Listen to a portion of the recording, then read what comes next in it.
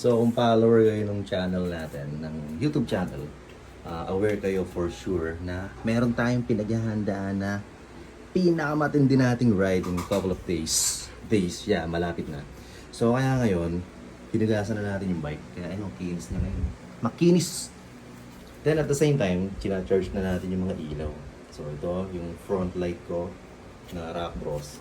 Then meron din tayong front light na Nog blinder. Ito pang 60 hours yata ito, kaya niya. Then sa likod, meron tayong Nog blinder din, X blinder yan.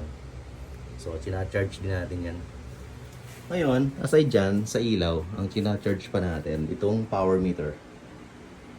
So yan.